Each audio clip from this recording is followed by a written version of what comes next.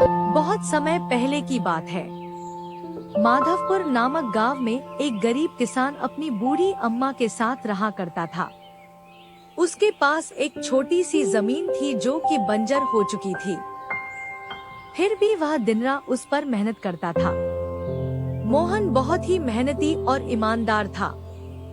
वह एक आत्मविश्वास से भरा हुआ व्यक्ति था जिसे ना हालातों से डर लगता था ना ही लोगों की बातों से। हर दिन सूरज उगने से पहले ही वह उसी आत्मविश्वास के साथ उठता और अपने खेत की ओर बढ़ता जहां सिर्फ बंजर जमीन थी, लेकिन उसके सपनों की हरियाली छिपी हुई थी। उसे यकीन था कि एक दिन उसकी मिट्टी उसे जरूर जवाब देगी, सोने जैसी फसल बनकर। ओ बेटा मोहन, तेरे लिए मैंने जमींदार से बात कर ली है। वो तुझे अपने पास काम पर रख लेंगे। तू भी जाकर उनसे एक बार बात कर ले बेटा। अब हमारे बस की बात नहीं रही। कम से कम वहां रहकर तू अपना गुजारा तो कर पाएगा।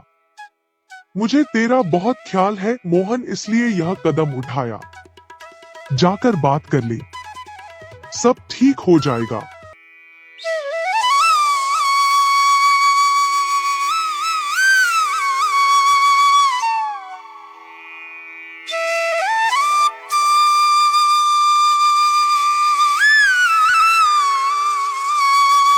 अम्मा, तुमने क्यों बात की वहाँ?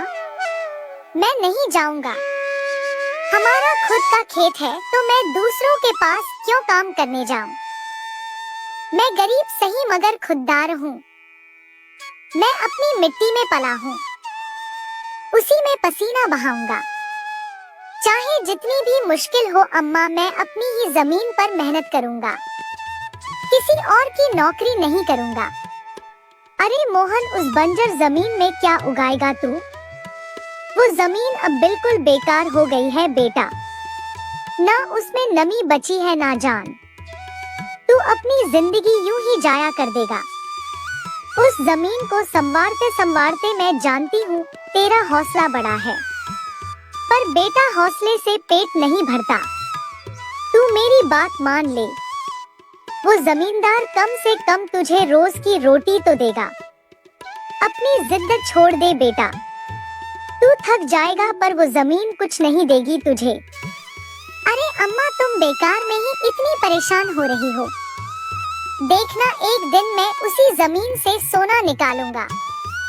यह जमीन ही हमारी सबसे बड़ी ताकत बनेगी।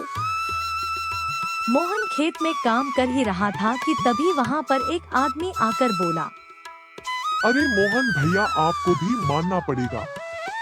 आप फिर से इस बंजर जमीन पर मेहनत कर रहे हैं।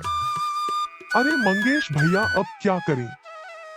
जमीन हमसे ज्यादा मेहनत करवा रही है, पर क्या करें? धरती तो माँ समान होती है, जैसा वह चाहे वैसा ही करना पड़ता है। कभी सख्त हो जाती है, कभी चुपचाप सब सह लेती है, कभी बीज को छुपा लेती है तो कभी उसे जीवन दे देती है। हम तो बस उसके बच्चे हैं जो उसके हर रंग को अपनाना जानते हैं। थक तो जाते हैं भैया, पर जब मिट्टी की खुशबू आती है ना तो सारी थकान उतर जाती है। उम्मीद है यह माँ हमें खाली हाथ नहीं लौटाएगी। बस थोड़ा और सब्र, थोड़ा और विश्वास। आप जैसा मूर्ख तो मैंने आज तक नहीं देखा भैया। क्या सोचते हो आप?